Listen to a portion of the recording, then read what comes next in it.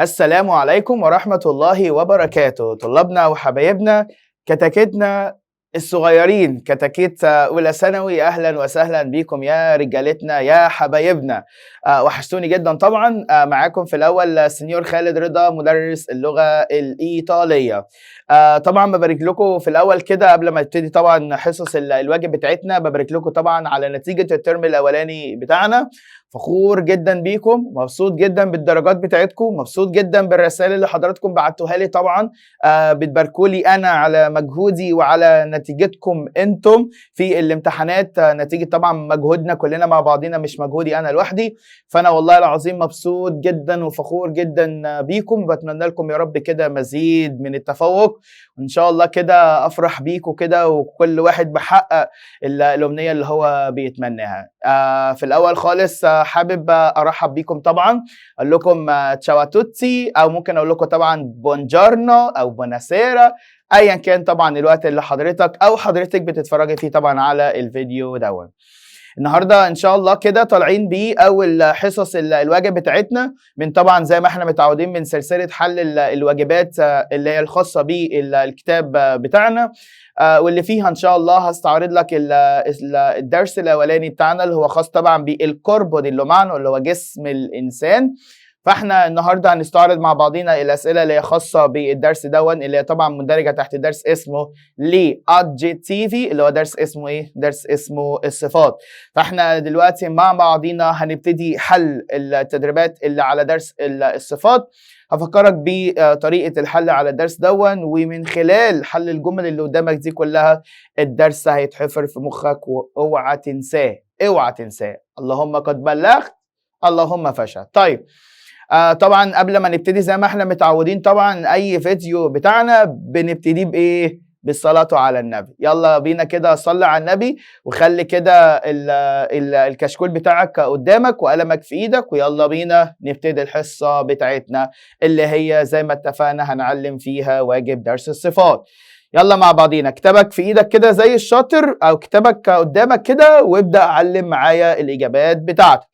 جملة رقم 1، لو تفتكروا كده الدرس ده كنا بنحل ازاي؟ كنا بنحل عليه ازاي؟ قلت لك مبدئيا اول حاجة تعرف منين اللي هو بيسألك على درس الصفات. قلت لك انت لسه صغير، لسه في اولى ثانوي، فالجملة هتكون واضحة بالنسبة لك، اللي هي النقط بتاعتك هتكون طبعا واقعة اخر حاجة في الجملة. اول ما تلاقي النقط بتاعتك وقعت اخر حاجة في الجملة اعرف وانت مغمض اللي هو بيسألك على درس الصفات. اشمعنى يا سينيور بتقولي الكلام ده؟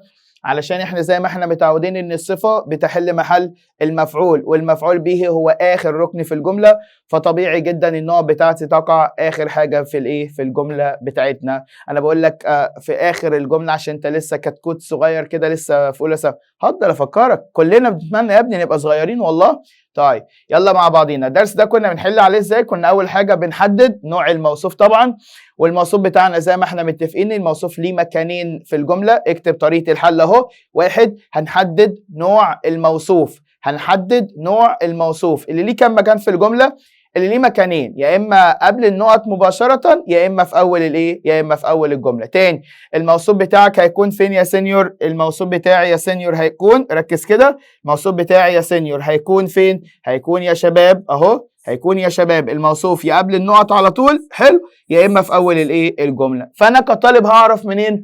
99.9% لما تلاقي فعل الجملة بتاعك فعل افيري اللي هو فعل الملكية يملك، واللي هو تصريفاته او اي طبعا انتوا عارفين التكملة، abbiamo vetano او اي abbiamo vetano او اي خلاص كده. يلا دول ايه؟ دول تصريفات فعل افيري. اول ما تلاقي فعل الجملة بتاعك فعل افيري اعرف ان الموصوف بتاعك قبل النقط مباشرة. اي حاجة تانية غير افيري 90%، اي حاجة تانية غير افيري 90% الموصوف دايما بيكون اول الايه؟ اول الجملة بتاعتنا. اشمعنى بقى يا سينيور الفعل ده الفعل الوحيد اللي الموصوف بيجي فيه قبل النقط؟ وبتقولي النسبة الكبيرة دي قوي ليه؟ ده انت واثق قوي من نفسك ليه؟ عشان الفعل ده بمعنى يملك، وطالما فعل الجملة بمعنى يملك فده معناها انك بتوصف الحاجة اللي بيمتلكها الفاعل. على سبيل المثال خالد اللي قدامكم ده بيملك قلم. قلم ايه؟ فانت بتوصف القلم. هل بتوصف خالد؟ لا، بوصف الحاجه اللي بيمتلكها مين؟ اللي بيمتلكها خالد. عشان كده بقول لك دايما الموصوف بيجي لك قبل النقط في حاله واحده بس، لو فعل الجملة بتاعك فعل افير، ودي بنسبة 99.9. اي فعل تاني غير افير فوارد الموصوف يكون اول الجملة، ودي النسبة الاكبر منها اللي هو بنسبة 90%، و10% بس هم اللي ممكن الموصوف بتاعك يجي فيهم قبل النقط، وده هتشوفوه معايا واحنا بنحل الجمل بتاعتنا. يلا بينا. يلا اول جمله بتاعتك بيقول لك فيها لستودنتي سانو، فعل الجمله اسر يا سينيور مش افيري، يبقى الموصوف بتاعي فين؟ اول الجمله اللي هو لستودنتي. اسم جمع يا سينيور، الموصوف جمع مذكر، يبقى الصفه اللي هحطها جمع مذكر منتهيه بالاي. فين الاي؟ اهي. يبقى انا كده اخترت الاجابه بتاعتي. بنحدد نوع الموصوف، بعد كده بختار الايه؟ الصفه على حسب تحديدي لنوع الموصوف. الموصوف مذكر يبقى الصفة مذكر، الموصوف مؤنث يبقى الصفة مؤنث، الموصوف مفرد يبقى الصفة مفرد، الموصوف جمع يبقى الصفة جمع. ليه؟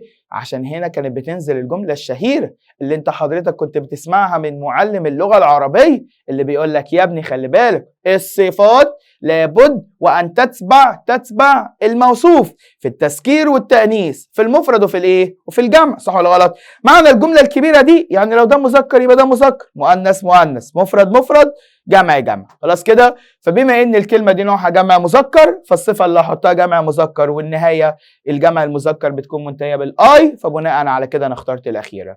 اللي بعده جوفاني يا سينيور، او لي جوفاني ده يا سينيور اسم جمع مؤنث، فالصفة اللي هحطها جمع مؤنث منتهية يا اما بالايه يا اما بالايه. ده لو صحيح ودي لو شاذ، فاحنا هندور على مين الاول؟ على النهايه الصحيحه. هل موجوده؟ اهي، يبقى اروح اختارها على طول.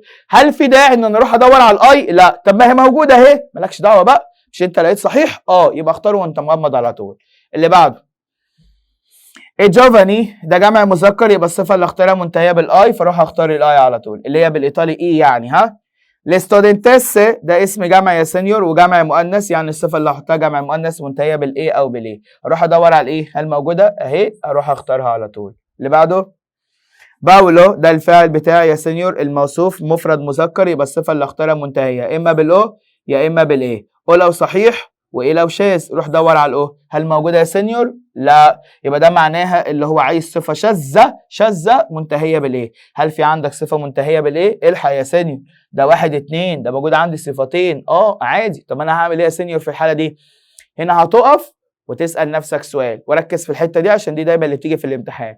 هنا هتقف وتسال نفسك انت عايز ايه؟ عايز صفه شاذه ولا عايز صفه صحيحه؟ احنا عايزين هنا ايه؟ احنا عايزين هنا يا سينيور صفه شاذه. طب انا هطلع الصفه الشاذه ازاي من وسط الاتنين دول؟ يعني انا كطالب هعرف منين ان دي شاذه ولا صحيحه؟ هعرف منين ان دي شاذه ولا صحيحه؟ هطلع الصفه الشاذه ازاي من وسط الاختيارات؟ عن طريق حفظك للصفات الشاذة. كم صفة؟ 25 صفة شاذة. طب ال 25 دول احنا كنا حافظينهم كلهم؟ لا، كنت محفظك منهم 9 بس. طب والباقي يا سينيور؟ ما كناش حافظينهم. ليه؟ لأن احنا كنا عارفين مقاطع معينة، اللي هم ال5 مقاطع اللي هم أنت، أنت، إيزي، إيلي، أنا. 5 مقاطع. ال5 مقاطع دول بديل لكم كلمة؟ عارفين بديل لكم كلمة؟ يا سينيور ده بديل ل 16 كلمة. 16 كلمة بجد يا سينيور، والله زي ما بقول لك كده. طب تعالى كده، هل في واحدة من الاثنين منتهية بمقطع واحد من ال5 دول؟ فين؟ الأولى يا سينيور، الحق دي منتهية بالمقطع إيل، يبقى هي دي الصفة الشاذة بتاعتي. وصلت؟ اللي بعده راجاتسي اسم جمع مؤنث، يعني الصفة اللي اختارها ايه او ايه. هروح ادور على ايه، هل موجودة؟ اهي، هروح اختارها ايه على طول. اللي بعده جملة رقم 7 البروفيسوري جمع مذكر، يعني الصفة اللي اختارها منتهية بالايه، فاروح اختار الاولى على طول. ماريا سارة جمع مؤنث، فالصفة اللي اختارها ايه او ايه لو صحيحة وايه لو شاذ. اروح ادور على ايه، هل موجودة يا سينيور؟ اهي. هل هختارها وانا مغمض على طول؟ لا. ليه بقى يا سينيور؟ عشان وارد الصفة اللي منتهية بالايه ممكن تكون صحيحة او ممكن تكون شاذة. طب ايه اللي هيفرق يعني يا سينيور؟ ما هي لو صحيحة هتكون نوعها جمع مؤنث صحيح، متفقين؟ تمام. ولو شاذة مش هتكون نوعها جمع، دي هتكون نوعها مفرد، تنفع مذكر شاذ وتنفع مؤنث شاذ. فانا مش هيفرق معايا مذكر المؤنث ده جمع وده مفرد اصلا، فانا هعرف منين ان الصفة دي صفة جمع مؤنث صحيح من مفرد شاذ عن طريق حفظ للصفات الشاذة. هل دي منتهية بمقطع من 5؟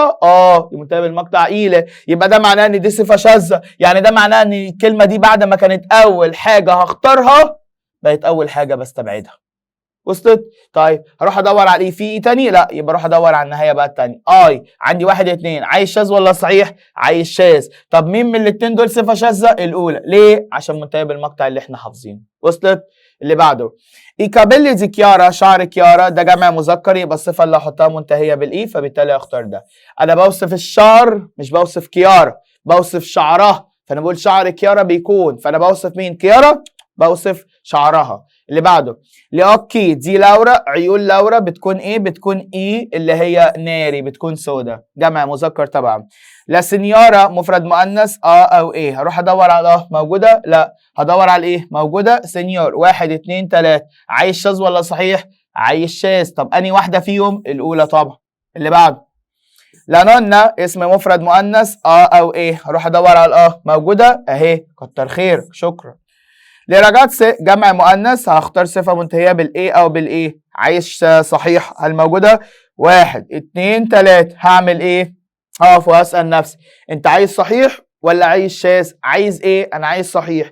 يبقى الثلاثة دول في واحدة بس فيهم صحيح والباقي شواذ. طب انا هطلع الصفة الصحيحة ازاي من وسط الثلاثة؟ عن طريق حفظك للصفات الشاذة. شوف الصفة الشاذة اللي موجودة واستبعدها، واستبعد، اوعى تختارها، استبعدها. ها ليه هستبعدها؟ عشان انت عايز صحيح. يلا بينا. دي منتهيه بالمقطع اذا، صح؟ يبقى الصفه دي شاذه. دي منتهيه بالمقطع انت، صح؟ يبقى دي صفه شاذه، يبقى ما فاضلش غير دي، يبقى هي دي الاجابه بتاعتي. لا كابيتالي العاصمه مفرد مؤنث او ايه؟ هروح ادور على موجوده؟ لا، هدور على ايه؟ موجوده. 1 2 عايز شاذ ولا صحيح؟ عايز شاذ. طب هل في واحده من الاثنين منتهيه بمقطع واحد من الخمسه؟ لا يا سينيور. يبقى ده معناه ان الحل اللي انت هتختاره هيكون صفه من التسعه اللي احنا حافظينهم، اللي هم انهي واحده بقى يا سينيور من الاثنين دول؟ الصفه اللي هتكون اسمها جراند على طول. اللي بعده دينو مفرد مذكر، يبقى الصفه اللي هحطها او ايه؟ فين الاو؟ مش موجوده. فين الايه؟ سينيور. 1 2 انهي واحده فيهم شاذه؟ الاولى يا سينيور، اللي هي جوفاني اللي قدامك دي. لمكنه العربيه مفرد مؤنث او ايه؟ هروح ادور على موجوده؟ لا، هدور على ايه؟ موجوده. 1 2 3 عايز شاذ ولا صحيح؟ انا عايز شاذ. طب انهي واحده من الثلاثه دول صفه شاذه؟ الاخيره يا سينيور. ليه؟ عشان دي واحده من التسع صفات اللي احنا اوريدي حافظينهم. اللي بعده ايكابيلي شعر جوليا، شعرها. ايكابيلي ده شعر نوعه جمع مذكر، فبالتالي هختار الصفه اللي منتهيه بالاي، فبالتالي هختار اللي في النص. اللي بعده جمله رقم 18 لا جورناتا مفرد مؤنث، يبقى الصفه اللي اختارها او ايه؟ هروح ادور على موجوده؟ لا، هدور على ايه؟ موجوده. 1 2 يا سينيور. طب انهي واحده فيهم شاذه؟ الاولى. اشمعنى؟ عشان منتهيه بالمقطع اللي هو اسمه انت. لاكيا مفرد مذكر، فبالتالي هختار صفه منتهيه بالاو. هل موجوده؟ لا، دور على الايه؟ موجوده. فين؟ اهي يا سن، يبقى هي دي الحل بتاعي، مفيش غيرها اصلا. اللي بعده دينو على بوكا. اقف هنا، اقف. ايه يا سينيور هقف ليه؟ هنا الموصوف لا بوكا ولا دينو؟ هعرف منين؟ من فعل الجمله. فعل الجمله بتاعك هنا ده فعل ايه؟ فعل افيري، يبقى الموصوف بتاعك هيكون لا بوكا، نوعه مفرد مؤنث، يبقى الصفه اللي هحطها منتهيه يا اما يا اما بالايه؟ اللي موجود هدور على موجوده؟ لا، هدور على ايه؟ موجوده. فين يا سينيور؟ الثلاث. طب انت عايز شاذ ولا صحيح؟ انا عايز شاذ، يبقى هي دي الصفه الشاذه اللي المفروض اختارها، لان الاولى والاخيره صفات كلها صحيحه.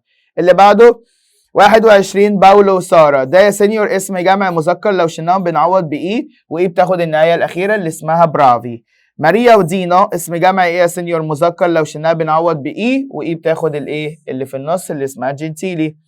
ساره لياكي. لياكي ده الموصوف بتاعي، واللي عرفني فعل الجمله بتاعي فعل افيري. لياكي ده جمع مذكر، يبقى الصفه اللي هحطها جمع مذكر منتهيه بالاي، فبالتالي هختار الايه؟ الاولى على طول. 24 كريستينا. كريستينا ايه؟ كريستينا مفرد مؤنث او ايه؟ هروح ادور على هل موجوده؟ اهي، شكرا.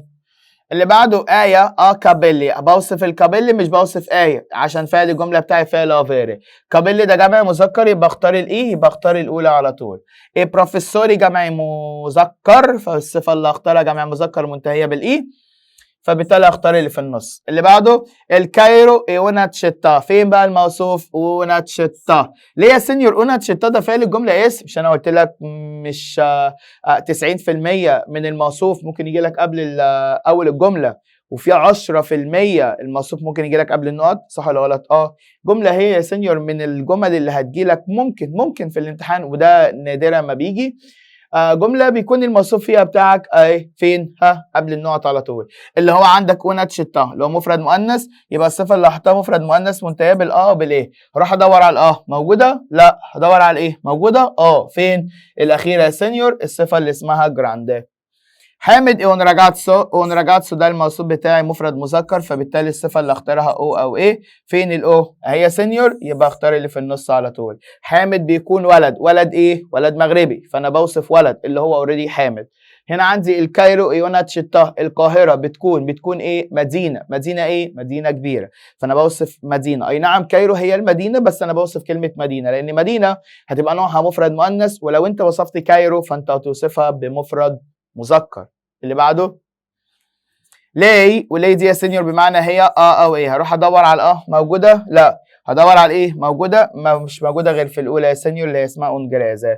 لا بروفيسور ده الموصوف بتاعي يا سينيور، لا بروف اللي هو مفرد مؤنث اللي هو هحط الصفه منتهيه او بالايه. هروح ادور على موجوده؟ لا، هدور على ايه؟ موجوده في الاولى يا سينيور اللي اسمها تريستا. طب الثانيه والثالثه صفات صحيحه. لازرشيتسيو مفرد مذكر، فهختار صفه منتهيه بالاو او بالايه. هروح ادور على الاو؟ موجوده؟ لا، هدور على ايه؟ موجوده؟ 1 2 3. عايز شاذ ولا صحيح؟ انا عايز شاذ، يبقى هتلاقي واحده فيهم اللي هي ديفيتشلي. الجارنا مفرد مذكر، فالصفه اللي هحطها مفرد مذكر منتهيه بالاو او بالايه. اروح ادور على الاو؟ موجوده؟ لا طبعا. هدور على ايه؟ موجوده؟ فين يا سينيور؟ في الاولى الصفه اللي اسمها importante. لمادري جمع مؤنث، فالصفه اللي هحطها جمع مؤنث منتهيه بالايه او بالايه. هروح ادور على ايه؟ هل موجوده يا سينيور؟ اهي يا سينيور، بس هختارها ليه؟ ما انا عندي 1 2، ما هو الاثنين دول صفات شاذه، واللي عرفني ان الاثنين كلهم منتهين بالمقطع اللي هو اسمه ايزه، واي كلمه منتهيه بايزه هتكون نوعها شاذ، ولو هي شاذه فهتكون نوعها مفرد، وانا ما ينفعش اوصف الموصوف الجمع بصفه مفرد. شفت انا شاطر ازاي؟ سقف يلا انت هو. يلا اللي بعده. وانا راجاتسا دي مفرد مؤنث، فالصفه اللي اختارها منتهيه بالا او بالايه. اروح ادور على فين مش موجود. هدور على ايه؟ فين يا سينيور الايه؟ اخر واحده خالص اللي هي الصفه اللي اسمها تشينازا. ليه؟ عشان منتهيه بالمقطع ايز بلس، ما فيش غيرها اصلا. يلا اللي بعده. لبيشي الدراجات جمع مؤنث، فالصفه اللي اختارها منتهيه بالايه او بالايه. هروح ادور على ايه؟ موجوده فين؟ اهي يا سينيور الاخيره خالص. لميا كازا منزلي مفرد مؤنث، اختار صفه منتهيه بالا او بالايه. فين مش موجوده، بس موجوده عند الايه، فاروح اختارها على طول في جراندي. لا كاميتشا القميص مفرد مؤنث او ايه. هدور على موجوده؟ لا، هدور على ايه؟ موجوده؟ فين؟ الثانيه والثالثه. طب انهي واحده فيهم؟ الاخيره. ليه؟ عشان دي واحده من التسعه اللي انا اوريدي حافظها. لماليات تي شيرتات صانو نقط جمع مؤنث، فالصفه اللي اختارها منتهيه بالايه او بالايه. هدور على ايه؟ موجوده؟ فين؟ اهي. هختارها على طول؟ لا. ليه؟ لان وارد الصفه دي تكون جمع صحيح فاختارها، او وارد تكون نوعها شاذ فبالتالي استبعدها. طيب يا سينيور هل دي صفه شاذه؟ يبقى هستبعدها على طول من حساباتي. هل ينحصر يدي ده انت عايز شاذ ولا صحيح؟ عايز شاذ. طب انهي واحده؟ اكيد طبعا بقى الاخيره. خلاص. أليسيا بتملك انشيلولار، بتملك هاتف، فانا هوصف مين؟ اكيد هوصف الهاتف. مفرد مذكر، واللي عرفني اداه التنكير بتاعتي، يبقى الصفه اللي هختارها مفرد مذكر منتهيه بالاو، فبالتالي هختار موديرنو. عارفين لو انت وصفت أليسيا هتروح تختار موديرنا، فبالتالي هقول لك غلط. ليه؟ عشان انت حددت الموصوف من الاول غلط. عشان كده بقول لك اهم حاجه عندي في الدرس ده انك تحدد الموصوف. حددته صح هتختار الصفه صح. هو انا ينفع اقول خالد بيكون شاطره او شطار؟ امال بقول ايه؟ خالد بيكون شاطر. ليه قلت شاطر؟ عشان خالد مفرد مذكر. وصلت؟ فبالتالي الصفه بتتبع الايه؟ الموصوف، فلازم تحدد الموصوف صح عشان تختار الصفه صح. اخر جمله معانا امياء جينيتوري جمع مذكر، فالصفه اللي اختارها جمع مذكر منتهيه بالاي، فاروح اختار الايه اللي في النص على طول. تعالوا كده نشوف في تحت تاني ولا لا. مفيش حاجه تانية.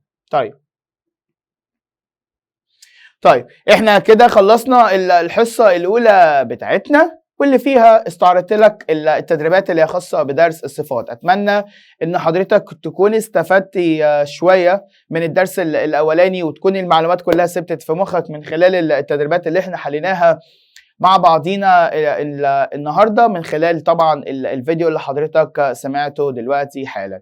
اشوفكم على خير ان شاء الله في الحصه الثانيه بتاعتنا، واللي فيها هستعرض لك طبعا الدرس الثاني بتاعنا من المنهج في الوحده الاولى، واللي هو هيكون بعنوان الافعال اللي هي بتاخد المقطع اسك، الافعال التي تاخذ المقطع اسك.